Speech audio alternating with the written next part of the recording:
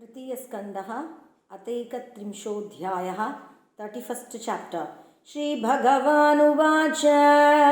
कर्मणा दैवनेत्रेण जन्तुर्देहोपपत्तये स्त्रिया प्रविष्ट उदरं पुंसोरेतक्कनाश्रयः कललं तु एकरात्रेण पञ्चरात्रेण बुद्बुदम् दशाहेन तु कर्कन्दूः पेष्यण्डं वा ततः परं मासेन तु शिरोद्वाभ्यां बाह्वङ्ग्र्याद्यङ्गविग्रहः न खलो मास्थि चर्माणि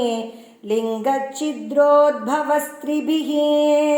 चतुर्भिः दातवः सप्त पञ्चभिक्षुदृडुद्भवः षड्भिः जरायुणावीतः कुक्षौ भ्राम्यति दक्षिणे मातुर्जग्धन्नपानाद्यैः एधत्तातुरसम्मते शेते विन्मूत्रयो गर्ते स जन्तुः जन्तुसम्भवे कृमिभिक्षत सर्वाङ्गः सौकुमार्यात् प्रतिक्षणं मूर्छामाप्नोत्युरुक्लेशः तत्रत्यैक्षुधितैर्मुहुः कटुतीक्ष्णोष्णलवण रूक्षाम्लादिभिरुल्बणैः मातृभुक्तैरुपस्पृष्टः सर्वाङ्ग उत्थितवेदनः उल्बेन संवृतस्तस्मिन् अन्त्रैश्च बहिरावृतः आस्ते कृत्वा शिरः कुक्षौ भुग्नपृष्ठशिरोधरः अकल्पस्वाङ्गचेष्टायां शकुन्त इव पञ्जरे तत्र लब्धस्मृतिर्दैवात् कर्मजन्मशतोद्भवम् स्मरन् दीर्घमनुश्वासं शर्म किं नाम विन्दते आरभ्य सप्तमान्मासात् लब्धबोधोऽपि वेपितः नैकत्रास्ते सूतिवातैः विष्टा भूरिव सोदरः नाथमानऋषिर्भीतः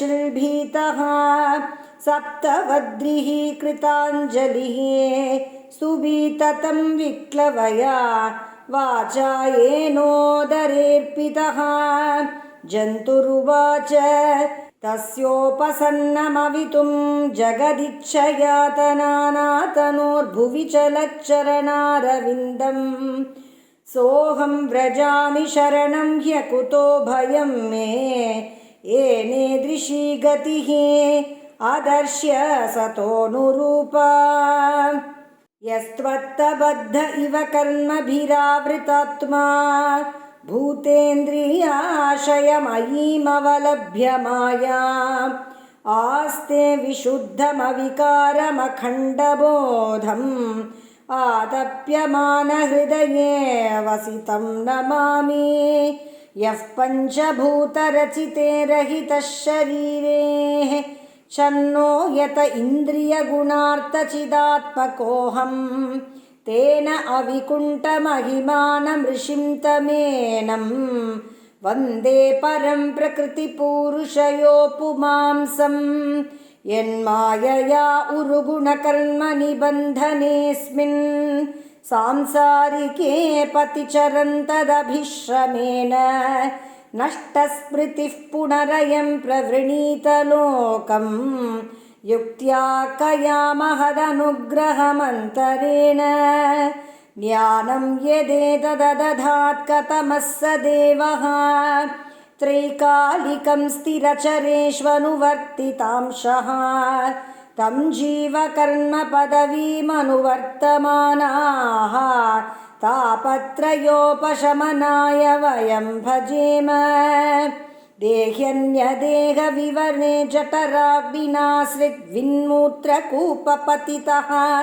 भृशतप्तदेहः इच्छन्नितो विवसितुं गणयन् स्वमासान् निर्वास्यते कृपणधीः भगवन् कदा नु एनेदृशीं गतिमसौ दशमास्य ईश सङ्ग्राहितः पुरुदयेन भवादृशेन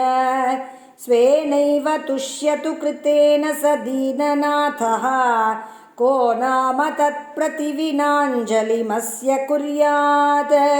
पश्यत्ययं दिशनयाननु सप्तवद्रिः शारीरकेदमशरीर्यपरस्वदेहे यत्सृष्टया तमहं पुरुषं पुराणं पश्ये बहिर्हृदि च चैत्यमिव प्रतीतम् सोऽहं वसन्नपि विभो बहुदुःखवासं गर्भान्न निर्जगमिषे बहिरन्धकूपे यत्रोपयातम् उपसर्पति देवमाया मिथ्यामतिः यदनुसंसृतिचक्रमेतत् तस्मादहं विगतविक्लव उद्धरिष्य आत्मानमाशु तमसः सुहृदात्मनैव भूयो यथा व्यसनमेतदनेकरन्ध्रं मामे भविष्यदुपसादितविष्णुपादः कपिल उवाच एवं कृतमतिर्गर्भे दशमास्यस्तुवन् ऋषिः सद्य क्षिपत्यवाचीनं प्रसूत्यै सूतिमारुतः तेनावसिष्टः सहसा कृत्वा वाक्षिर आतुरः विनिष्क्रामति कृच्छ्रेण निरुच्छ्वासो हतस्मृतिः पतितो भुवि असृङ्मूत्रे विष्टा भूरिव चेष्टते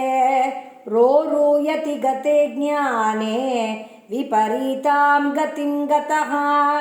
परच्छन्दं न विदुषा पुष्यमानो जनेन सह अनभिप्रेतमापन्नः प्रत्याख्यातुमनीश्वरः शायितो अशुचिपर्यङ्के जन्तुस्वेदजदूषिते नेषत्कण्डूयलिङ्गानाम् आसन उत्तानचेष्टने तुदन्त्यात्मत्वचं दंशा मशकामत्कुणादयः रुदन्तं विगतज्ञानं कृमय कृमिकं यथा इत्येवं शैशवं भुक्त्वा दुःखं पौकण्डमेव च अलब्धाभीप्सितो ज्ञानात् इदमन्युः सुचार्पितः सह देहेन मानेन वर्धमानेन मन्युना करोति विग्रहं कामी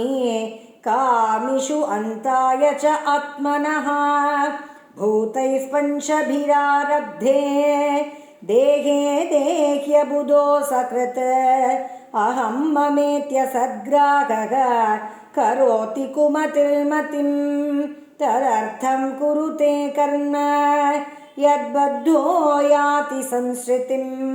योऽनुयाति तदत्क्लेशम् अविद्या कर्मबन्धनः यदि असद्भिः पतिः पुनः शिष्णोदरकृतोद्यमैः आस्थितो रमते जन्तुः तमो विशति पूर्ववत्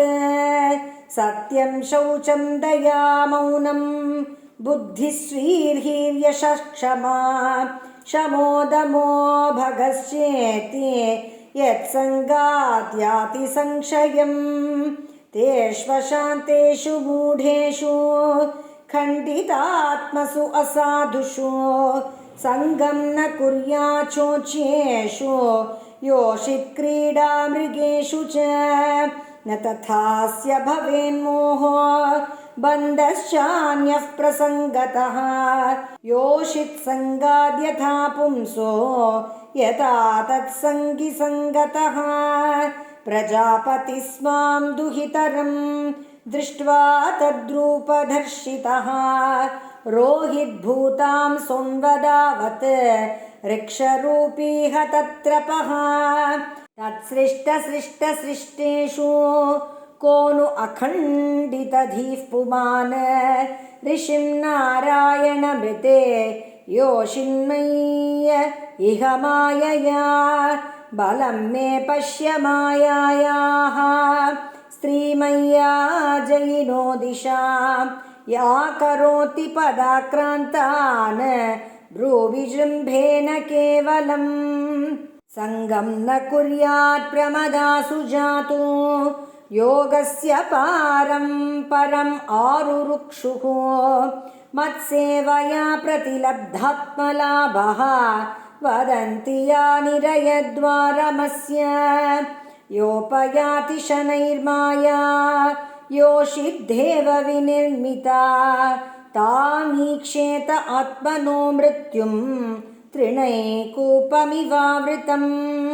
या मन्यते पतिं मोहात् मन्मायां वृषभायते स्त्रीत्वं स्त्रीसङ्गतः प्राप्तो वित्तापत्यगृहः प्रदम् ताम् आत्मनो विजानीयात्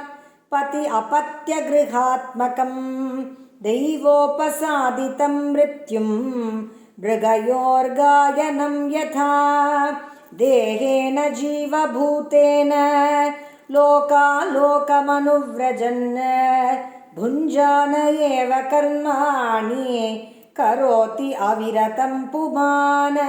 जीवो हि यस्य अनुगो देहः भूतेन्द्रियमनोमयः तन्निरोधोऽस्य मरणम्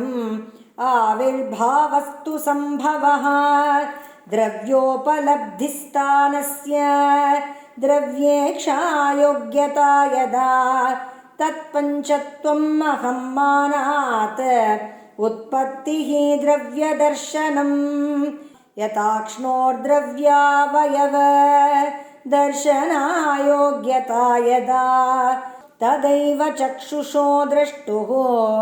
द्रष्टृत्वायोग्यतानयोः तस्मात् न कार्यः सन्त्रासो न कार्पण्यं न सम्भ्रमः बुद्ध्वा जीवगतिं धीरः मुक्तसङ्गः चरेदिह सम्यक् दर्शनया बुद्ध्या योगवैराग्ययुक्तया मायाविरचिते लोके चरेत्यस्य कलेवरम् इति श्रीमद्भागवते महापुराणे पारमहंस्यां संहितायां तृतीयस्कन्धे कापिलेयोपाख्याने जीवगतिर्नामैकत्रिंशोऽध्यायः श्रीहरये नमः श्रीहरये नमः श्रीहरये नमः गोपिका जीवनस्मरणं गोविन्दा गोविन्द